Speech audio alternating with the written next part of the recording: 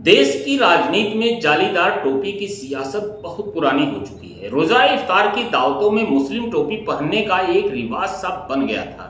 यह टोपी सिर्फ मुलायम सिंह यादव या अखिलेश यादव ही नहीं बल्कि कांग्रेस सहित भाजपा के नेता भी पहने नजर आते थे। भाजपा के कद्दावर नेता राजनाथ सिंह को भी जालीदार टोपी पहने देखा जाता था। यह टोपी दो वर्गों में सद्भावना की प्रतीक बन गई थी, लेकिन 2011 में मुख्यमंत्री रहते नरेंद्र मोदी ने जब टोपी पहनने से इनकार किया तब यही टोपी विवादों के घेरे में आ गई और टोपी की सियासत शुरू हो गई। अब भदोही लोकसभा में भी चुनाव आते ही टोपी की सियासत को हवा देने की शुरुआत हो गई है। टीएमसी प्रत्याशी ने जालीदार टोपी क्या पहनी, लोगों को उन्हें बदनाम करने का मुद्दा मिल गया और उन्हें मुस्लिम परस्त बताने की सियासत को हवा दी जाने लगी है। ललितेश त्रिपाठी के आने से जो भाजपा के ब्राह्मण वोटों में सेंध लगने का डर है, उसी डर ने इस जालीदार टोपी की तस्वीर को हवा दे दी है। ऐसा क्यों है यह बाद में बताएंगे, पहले इसी मुद्दे पर चर्चा आगे बढ़ाते हैं। आपको मालूम ही होगा कि रमजान के महीने में बड़े पैमाने पर रोजा इफ्तार पार्टी का आयोजन धड़ल्ले से होता था। इफ्तार पार्टियों का आयोजन सिर्फ मुस्लिम ही नहीं बल्कि बड़े पैमाने पर हिंदू लोग भी किया करते थे। लोगों को एक मंच पर एक साथ इकट्ठा करने के लिए इफ्तार पार्टियां एक सशक्त माध्यम बन गई थी। ऐसा सिर्फ गैर भाजपा दलों के नेता ही नहीं करते थे बल्कि भाजपाई भी ऐसे आयोजनों में बढ़ चढ़ कर हिस्सा लेते थे। अधिकतर आयोजनों में हिंदुओं को भी जालीदार टोपी पहना दी जाती थी। किसी को भी इस टोपी को पहनने से एतराज नहीं होता था। रोजा इफ्तार दावतों में जालीदार टोपियां पहनना या फिर सिर पर गमछे रख लेना एक सामान्य प्रक्रिया रहा करती थी, लेकिन भाजपा सरकार आने के बाद इसमें कुछ बदलाव आया है। लेकिन 2011 में जालीदार टोपी पर बहस तब शुरू हो गई जब भाजपा के तत्कालीन मुख्यमंत्री रहे नरेंद्र मोदी ने एक कार्यक्रम में टोपी पहनाने वाले मौलाना को शालीनता से मना कर दिया। हुआ यह था कि गुजरात यूनिवर्सिटी के कन्वेंशन हॉल में मुख्यमंत्री का स्वागत करने के लिए एक मंच पर पिराना गांव में स्थित एक छोटी सी दरगाह के मौलवी सैयद इमाम शाही सैयद गए थे। उन्होंने मोदी को टोपी पहनाने की कोशिश की, लेकिन मोदी ने विनम्रता से इनकार कर दिया और इसके बदले 1 साल देने को कहा। इमाम ने ऐसा ही किया और मोदी ने इसे स्वीकार भी कर लिया। मौलाना सैयद ने बाद में मीडिया से बात करते हुए कहा कि नरेंद्र मोदी का टोपी लेने से इनकार करना मेरा अपमान नहीं है बल्कि इस्लाम का अपमान है। इस मुद्दे को विपक्ष ने खूब उछाला, मुद्दा बनाया, नरेंद्र मोदी को मुस्लिम विरोधी बताना शुरू कर दिया। भाजपा ने भी इसी मुद्दे पर विपक्ष को जमकर घेरा। भाजपा का कहना था कि विपक्ष के नेता खुद जाली टोपी पहनकर मुस्लिम समाज को लगातार टोपी पहनाते चले आ रहे हैं। खुद तो टोपी पहनकर अपनापन दिखाते रहे, किंतु मुसलमानों को शिक्षा और विकास से दूर रखा। नरेंद्र मोदी ने भी टोपी विवाद पर अपना पक्ष रखा था। उन्होंने कहा था, अगर टोपी पहनने से कोई एकता का प्रतीक बन जाता है तो महात्मा गांधी, सरदार पटेल और पंडित नेहरू को इस तरह की टोपी पहने हुए कभी किसी ने नहीं देखा। मोदी ने कहा कि दरअसल भारतीय राजनीति में एक तरह की विकृति आ गई है जहां तुष्टीकरण के लिए कुछ भी किया जा सकता है। मेरा काम सभी समुदायों का सम्मान करना है, सभी समुदायों के मूल्यों का सम्मान करना है, लेकिन मुझे अपने मूल्यों को स्वीकार करना होगा। इसलिए मैं टोपी पहनकर या तस्वीरें खिंचवाकर लोगों को धोखा नहीं दे सकता।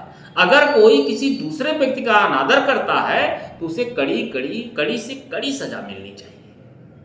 नरेंद्र मोदी का कहना था कि सिर्फ टोपी पहनने से ही इस्लाम का सम्मान नहीं हो जाएगा। उनका कहना भी सही था। अपने धर्म के अनुसार आचरण करने का प्रयास सभी को करना चाहिए। सवाल यह उठे थे कि क्या इस्लाम को मानने वाला कोई मौलवी या मौलाना चंदन टीका लगाएगा? टोपी पहनना, तिलक लगाना, अपने धर्म के नियमों का पालन करना सभी का अपना अपना निजी अधिकार है। अब भदोही में इंडिया गठबंधन के प्रत्याशी जालीदार टोपी पहन लिए हैं तो उनका फोटो सोशल मीडिया पर वायरल होना शुरू हो गया है। भाजपा समर्थक फोटो वायरल करके ललितेश त्रिपाठी को हिंदू विरोधी और मुस्लिम परस्त बताने में जुट गए हैं। हालांकि ललितेश त्रिपाठी कोई धार्मिक नेता नहीं है। और न ही मोदी जितने बड़े नेता हैं कि टोपी पहनने से इनकार करके किसी की भावनाओं को ठेस पहुंचाने की हिम्मत कर सके। नरेंद्र मोदी हो या योगी आदित्यनाथ, दोनों नेता धार्मिक परंपराओं के अनुरूप आचरण भी करते हैं। राजनीति के पायदान पर वो इतनी ऊंचाइयों पर हैं कि उनके किसी निर्णय का असर पूरी राजनीति पर पड़ जाता है। किंतु ललितेश त्रिपाठी के साथ यह लागू नहीं होता है। वे टीएमसी के प्रत्याशी हैं। इंडिया गठबंधन के साथ मुस्लिम मतदाताओं का एक बड़ा वर्ग जुटा हुआ है। चुनाव लड़ना है तो सबको संतुष्ट करना होगा, सबको खुश करना होगा। ललितेश त्रिपाठी उसी अभियान में लगे हुए हैं। यहाँ पर एक बात और भी गौर करना होगा कि ललितेश त्रिपाठी के साथ राजनीति का एक बड़ा नाम जुड़ा हुआ है। ललितेश त्रिपाठी के परदादा और कांग्रेस के जमाने में देश के बड़े ब्राह्मण चेहरा रहे पंडित कमलापत त्रिपाठी भदोही के ब्राह्मणों से सीधा जुड़ाव रखते थे।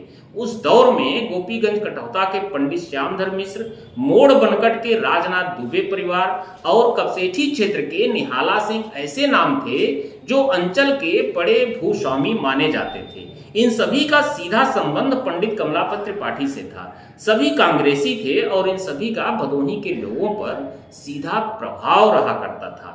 इसके अलावा सुरियावा हरिहरपुर के ब्रिजलाल उपाध्याय, बरना के माता प्रसाद उपाध्याय, मंगुरा के कृष्णानंद उपाध्याय, चौगुना के विक्रमादित्य त्रिपाठी, दुर्गागंज गोपीपुर के विश्वंभर पांडे आदि ऐसे चेहरे थे जिनकी गिनती तत्कालीन वाराणसी के पश्चिमी क्षेत्र वर्तमान में भदोही में पंडित कमलापत त्रिपाठी के प्रमुख सहयोगी और कर्ता धर्ता माने जाते थे।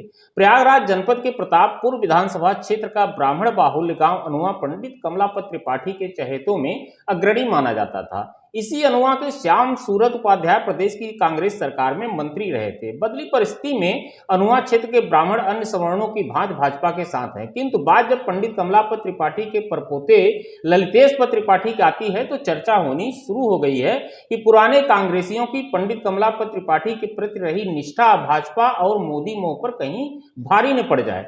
ऐसा मैं नहीं कह रहा हूं, बल्कि यह संकेत अनेक चर्चाओं से मिला है जो ब्राह्मण को दो राहों पर खड़ा कर दिया है। अब ऐसे में सवाल उठते हैं, क्या भाजपाइयों का डर सताने लगा है कि कहीं ललितेश त्रिपाठी पंडित कमलापत त्रिपाठी का वास्ता देकर पुराने कांग्रेसियों को अपने पक्ष में लाने का प्रयास तो नहीं कर लेंगे। ऐसे में उनकी जालीदार टोपी सोशल मीडिया पर वायरल करके एक बड़ा मुद्दा बनाया जा रहा है। ललितेश त्रिपाठी को मुस्लिम परस्त साबित करने की होड़ सी लगी हुई है। यह मुद्दा कितना कारगर होगा यह तो आने वाला वक्त ही बताएगा, किंतु ललितेश त्रिपाठी की जालीदार टोपी मुद्दा तो बन ही चुकी है। धन्यवाद।